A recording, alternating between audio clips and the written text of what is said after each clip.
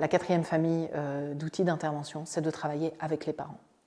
Les parents dont les jeunes vivent une situation de harcèlement sont des parents qui, par définition, sont perdus, sont pris dans une situation émotionnelle très difficile, très douloureuse, et qui ont besoin de trouver dans l'école un partenaire avec lequel collaborer pour mettre fin à la situation qui frappe leur enfant. Il y a une série de dimensions dont les parents ont besoin à ce moment-là précis de leur parcours avec l'école. Et ça, les parents des mots de Tom vous l'expliqueront 1000 fois mieux que moi. Je les laisse mettre en lumière les besoins que les parents ont spécifiquement quand ils sont frappés par une situation de harcèlement. Mon nom est Marc Van Arscott. Je suis le papa de Tom, qui a mis fin à ses jours le 22 mars 2018 suite à du harcèlement scolaire. Il s'est mis sur les rails du train et il nous a laissé, avant de partir, une longue lettre de 14 pages où il est revenu sur tout son calvaire pendant ces nombreuses années. Alors nous avions connaissance qu'il y avait des choses qui se passaient qui n'étaient pas toujours très bien, mais c'est sa lettre qui nous a vraiment éclairé sur le harcèlement. C'est la première fois qu'on a posé ce mot. Et, il nous a fallu forcément 1 an pour faire notre deuil. Et puis, en parlant avec des personnes et voyant à quel point le harcèlement était répandu, ils nous ont sollicité pour faire quelque chose. Et c'est de là qu'on a créé la SBL, les mots de Tom. Les mots de Tom parce que les mots qu'il n'a jamais su nous dire, il a pu les écrire avant de nous quitter. Et en même temps, Tom à l'envers, ça fait mot. Donc on trouvait que le nom collait bien pour créer cette association. Aujourd'hui, avec cette association, nous essayons de sensibiliser un maximum de monde au fléau du harcèlement. Nous allons dans les écoles apporter notre témoignage. Plusieurs personnes nous ont rejoints au niveau de la SBL par la suite. Et aujourd'hui, nous faisons le constat que de la prévention, il en existe, mais pas assez d'intervention. Donc, c'est devenu notre cheval de bataille. Dans notre cas, Tom était un enfant un peu différent. Tout petit, c'était particulier parce qu'il avait des centres d'intérêt qui ne sont pas ceux d'un enfant de son âge. Dès tout petit, je pense qu'on a consulté pas mal de médecins en se rendant compte qu'il y avait une petite particularité. Et en fait, il a été diagnostiqué vers l'âge de 12 ans, lors de sa première fugue à l'école. Nous avons été consulter un pédopsychiatre en fait, qui a détecté Tom comme étant autiste Asperger.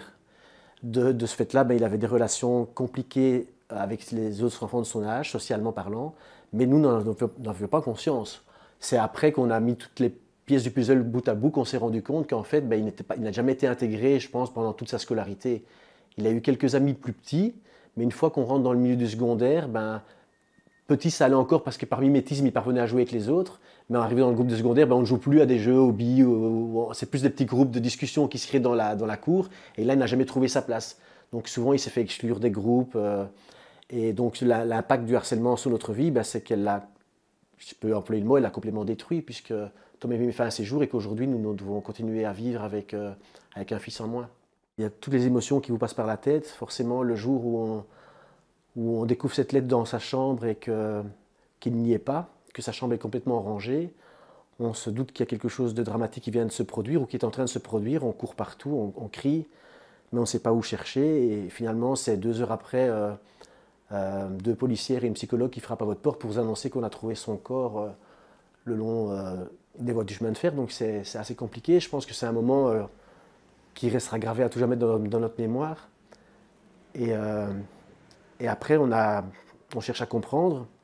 Moi, il m'est arrivé d'avoir envie d'aller le rejoindre au début parce que je me sentais coupable de ne pas l'avoir su le protéger. Et quelle était, moi, encore ma crédibilité pour vivre, alors que mon rôle, c'était quand même de faire en sorte que lui soit heureux.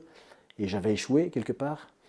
Donc il y a ce sentiment toujours de culpabilité qui, même 4 ans après, me poursuit encore dans une moindre mesure, mais quand même.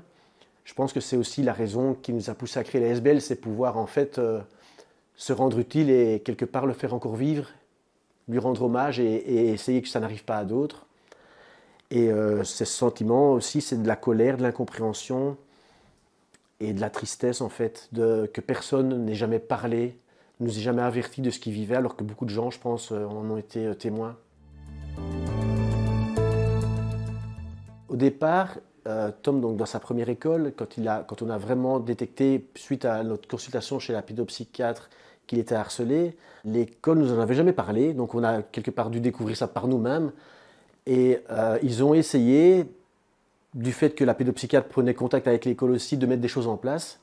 La seule chose qu'ils ont trouvé à faire, c'était de l'isoler dans une classe, en fait, pendant les récréations, de manière à ce qu'il ne soit pas au contact de ses bourreaux. Mais quelque part, c'est une double punition, parce que finalement, il avait envie de jouer, d'aller comme un autre enfant, et là, il se retrouvait encore isolé dans une classe tout seul. Mais il revient dans sa lettre sur ce passage-là qui lui a quand même apporté une petite bouffée d'oxygène. Donc je pense que c'était malgré tout euh, quelque chose de pas mal pour lui. Après, je pense que l'école a essayé donc de mettre des choses en place à ce moment-là, mais sans vraiment savoir quoi faire. Ensuite, il a changé d'école. Dans cette autre école, ben, il a joué un peu plus sur l'autodérision pour ne plus subir la même chose. Il a pu avoir peut-être à un moment donné un comportement de type harceleur, en tout cas sans faire de mal à la victime, parce que c'était plus caché, mais pour se faire intégrer dans un groupe. Mais ça l'a rattrapé, donc à un moment donné, je pense que tout ça dans sa tête, il y avait les séquelles du harcèlement qu'il avait subi dans sa première école qui l'ont poursuivi, le fait d'être toujours isolé. Dans la deuxième école, on n'a pas vraiment eu de soutien. Je pense qu'il y a un gros manque de communication en général, parce que pour l'instant, ben, on est souvent en contact avec des parents victimes, aussi avec des écoles. Et entre les parents et l'école, il n'y a vraiment pas de communication. C'est vraiment pratiquement du néant, que ce soit pour le harcèlement, mais pour tous les autres faits. Et je pense qu'on a tout à gagner à collaborer, les parents, avec les écoles. Et je pense que là, il y a un gros travail à faire. Si on avait pu, en tout cas, je sais qu'après son décès, il y a une éducatrice qui nous a dit que une semaine avant, ils avaient eu un voyage scolaire à Amsterdam et que Tom était descendu du bus et qu'il était tout seul. Et que ça l'avait interpellé en disant « Mais Tom, tu es tout seul ?» Et Tom lui avait répondu « Mais oui, mais de toute façon, vous ne tracassez pas, j'ai l'habitude. » Mais on ne nous a jamais avertis, nous, en tant que parents. Sinon, avec tout ce qu'on savait sur son passé, nous, on pensait que ça allait mieux, en fait, mais pas du tout. Donc je pense que vraiment, l'école doit intervenir plus. Et là, si je dois pointer quelque chose du doigt, c'est ça. C'est le fait qu'on ne nous ait jamais rien raconté de ce qui se passait à l'intérieur de l'école. Et qu'ensuite, après son décès, là, c'est ce qui est le plus douloureux encore, c'est qu'on nous a fermé les portes, je pense. Donc on nous a considérés comme étant pas les bienvenus, je pense par peur. On pensait peut-être qu'on allait venir avec notre colère, juger l'école, et pas du tout. Nous, on voulait juste essayer de comprendre et pouvoir travailler sur des solutions ensemble. Et là, c'était un choc quand même. Donc après, bon, ça s'est un peu arrangé, mais je pense que les écoles doivent être un peu plus ouvertes aux parents. Et je pense que l'école n'a pas toujours tous les outils, ou ne veut parfois pas les avoir. Je pense que le harcèlement, comme ce sont pas mal de petits faits qui peuvent paraître anodins aux yeux des adultes, mais de façon répétée, je pense que beaucoup de gens voient des choses, mais ne communiquent pas entre eux. Donc ça reste un peu lettre morte. Je pense qu'il faut vraiment être plus attentif à ça, communiquer vers les parents, qu'au moins les parents soient avertis de ce qui se passe. Parce que nous, quand on dépose notre enfant le matin à l'école, on pense qu'ils le mettent en sécurité et on ne sait pas du tout ce qui se passe dans les murs de l'école. Je pense qu'on doit mieux communiquer, en tout cas. J'aurais voulu que l'école, qu'un de ses amis vienne m'en parler. Après, je peux me mettre à leur place, hein, ça ne doit pas être simple comme situation, mais je pense qu'il faut vraiment travailler main dans la main et avoir plus d'empathie les uns envers les autres. Maintenant, une écoute peut-être, une main tendue pour dire voilà, quelque part, ensemble, on a raté quelque chose, mais ce n'est pas les parents, ce n'est pas l'école, c'est tous ensemble, et donc un peu de soutien simplement. C'est la moindre des choses. J'ai pu voir dans d'autres cas, hein, parce que forcément on est en contact avec pas mal de familles, des hommages qui ont eu lieu, où on a fait des marches blanches et où l'école ne voulait pas du tout impliquer ça, ne fût-ce que parfois par les retombées médiatiques, hein, l'image que l'école peut avoir. Et je pense qu'à partir du moment où on peut déjà, quelque part, se remettre en question, ouvrir aussi ses émotions et dire j'ai raté quelque chose, je pense qu'une faute, avouée est à moitié pardonnée. Et faire un déni, c'est pire, je pense. Zara Chiarolini, je suis enseignante, professeure de français au 3e degré professionnel. Je suis la maman de Maëlle Montana, qui a mis fin à ses jours le 31 janvier 2020, suite à du cyberharcèlement, plus spécifiquement du revenge porn. Une vidéo de ma fille intime a circulé au sein de l'établissement scolaire et ce qui l'a conduit à une désespérance qui l'a menée évidemment vers ce geste fatal. Je suis également vice-présidente de l'ASBL Les Mots de Tom, que j'ai rejoint quelques mois après le décès de ma fille parce que j'avais besoin vraiment d'agir, de réagir par rapport au harcèlement. Je ne pouvais pas rester inactive, sachant que d'autres enfants vivaient la même situation que ma fille. Maëlle a été harcelée durant 3 ans dans son premier établissement scolaire. Son groupe d'amis qui ont rejeté Maëlle pour des raisons, des disputes de groupe. Ça s'est traduit par des insultes. Elle était poussée dans la cour de récréation, on la griffait, on lui tirait les cheveux. Elle passait beaucoup de temps seule dans les toilettes de l'école. Et en fait, j'ai su son harcèlement à la fin de sa 2e secondaire, quand elle m'en a parlé. Et là, ma première réaction, ça a été de la changer d'école. Donc, je n'ai rien mis en place par rapport à cette première école. Ma première décision, ça a été, je la sors de là, je la change de milieu. C'était pour moi une décision un peu radicale, mais je me suis sentie vachement démunie par rapport à ce que ma fille m'avait raconté. Et je ne savais absolument pas quoi faire exactement par rapport à l'école. L'école ne m'avait jamais parlé de harcèlement. J'avais été convoquée plusieurs fois pour des comportements de Maëlle, des disputes, des bagarres, etc. On avait parlé de conflits de groupe, mais le mot harcèlement n'avait jamais été prononcé. Donc quand Maëlle s'est effondrée en fin d'année et qu'elle m'a avoué avoir été victime de harcèlement, je suis vraiment tombée des nues. Donc ma solution, je l'ai changée d'école. Dans sa nouvelle école, tout s'est très bien passé au début. Elle reprenait vie, elle était rayonnante, etc. Malheureusement, une relation amoureuse qui a mal tourné. Elle a envoyé une vidéo d'elle à son petit copain et le petit copain, pour se venger, a diffusé la vidéo au sein d'un établissement scolaire.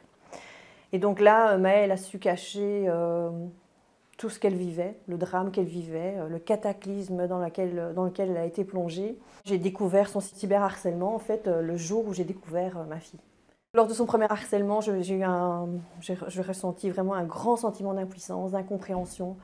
Je ne mesurais pas ce qu'était vraiment le harcèlement. Et évidemment, quand j'ai découvert ma fille suite à son décès, là, c'était vraiment j'étais plongée dans un chaos innommable. Ça a été le sol s'est ouvert. Voilà, je pense que ce jour-là, je suis morte avec elle. Un sentiment d'incompréhension aussi, puisque pour moi, son harcèlement était terminé. Donc, je n'ai pas compris comment elle était replongée à nouveau dans du harcèlement, alors que je l'avais changée d'école. Et en fait, ça, évidemment, on le sait par la suite, quand on est impliqué, évidemment, dans des actions de prévention et de sensibilisation au harcèlement, que les enfants victimes de harcèlement peuvent avoir des séquelles importantes, une fragilité. Et comme l'estime de soi est fortement impactée, ils ont ce besoin de reprendre confiance en eux, de se sentir appréciés de leur père.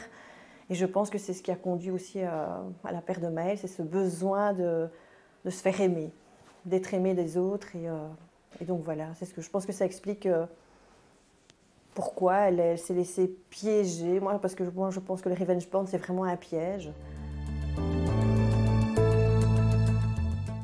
Dans la première école de Maëlle, non. Lorsque j'avais été convoquée, donc, comme je l'ai expliqué, c'était des conflits de groupe. On ne m'a pas proposé de solution. C'était plutôt à moi, en tant que parent, à régler le problème avec ma fille pour son comportement, mais sans que je sache exactement quelles étaient les causes de son comportement. Dans sa deuxième école, par rapport, évidemment, son cyberharcèlement et son suicide, ça a été un grand choc pour tout le monde. Émotionnellement, ça a été très, très difficile. Il y a eu, par exemple, un hôtel où les élèves ont pu aller déposer des présents pour Maëlle, etc. Il y a eu une messe qui a été rendue. J'ai eu beaucoup de témoignages de soutien de la part des professeurs, etc. Et la direction aussi m'avait dit que si vous avez besoin de quelque chose, nous sommes là. Mais voilà, moi, en fait, quand ça nous arrive en tant que parents, on a besoin, on est dans un tel chaos qu'on ne sait plus prendre aucune décision. Et je pense que j'aurais aimé de la direction qu'il y ait peut-être un petit appel téléphonique ou dans les mois qui ont suivi peut-être. Dire, voilà, on n'oublie pas ce qui est arrivé à Maëlle et on reste touché par là, par ce qui s'est passé. Qu'est-ce qu'on peut faire pour vous Je pense que l'école n'a pas mesuré que c'était vraiment du harcèlement, que c'était des conflits de groupe, comme ça m'a été présenté, mais ils n'ont pas été plus loin dans les causes de ces conflits. Ils n'ont pas cherché à savoir pourquoi il y avait eu des bagarres, pourquoi Maëlle, une fois, était arrivée à l'école avec un couteau dans son sac à dos. Donc moi, j'avais été convoquée en me disant on a retrouvé un couteau dans le sac à dos de votre fille. Mais quand moi, j'ai un peu interrogé Maëlle, elle me disait elle m'expliquait que c'était pour me défendre. Mais comme il y avait une bagarre avant, j'ai supposé que s'il y avait de nouveau une bagarre, qu'elle cherchait à se défendre. Mais on n'a pas été plus loin, on n'a pas investigué plus loin pour voir pourquoi elle avait ce type de comportement qui est quand même extrême. Moi, en tant que maman, ce que j'ai fait, évidemment, c'est que je l'ai emmenée chez un psychologue pour ses comportements un peu agressifs, etc. Mais encore une fois, je n'ai pas eu ce mot harcèlement qui est sorti ni de l'école, ni de chez la psychologue. Donc je suis restée avec toutes mes interrogations. Et quand j'ai enfin découvert qu'il y avait du harcèlement en fin d'année, ben là, je me suis dit, je la change d'école, quoi. Ça n'a pas été, ça a été ma solution radicale parce que je n'ai pas su vers qui me tourner, à qui je parle de ça, à qui je m'adresse, vers qui je me tourne, je dois faire quoi, quelle est la procédure à suivre. J'aurais aimé avoir cette information-là, quelle procédure suivre si mon enfant est harcelé, quel dispositif mettre en place avec lui, comment je peux l'accompagner. Il y avait des camarades de classe qui étaient au courant de cette vidéo. Encore une fois, ils n'ont pas imaginé les conséquences dramatiques que cette vidéo pouvait avoir sur Maëlle. Et je pense qu'ils n'ont pas su non plus à qui en parler. S'il y avait eu dans l'école peut-être une personne référente, un adulte vers qui se tourner, une personne de confiance, je pense que là, peut-être que les élèves, les camarades de classe seraient allés trouver l'éducateur ou le professeur, peut-être formé à cette problématique, et auraient dit, ben voilà, je m'inquiète un peu pour Maëlle parce qu'il y a une vidéo qui circule. Mais au moment des faits, il n'y avait pas de personne référente, en tout cas, nommée comme telle dans l'établissement scolaire. Et se confier à sa maman ou à son papa de revenge porn, enfin, qu'une vidéo circule, c'est impossible, très difficile pour une victime, une cible de cyberharcèlement, puisqu'on a toute cette honte qui est là. Et donc c'est pour ça que c'est important d'avoir, justement, je reviens encore avec ça, une personne référente qui ne la jugera pas, qui pourra l'écouter et qui pourra l'aider, l'accompagner pour se sortir de cet enfer, ce piège dans lequel on tombe une fois qu'on est dans les griffes du cyberharcèlement.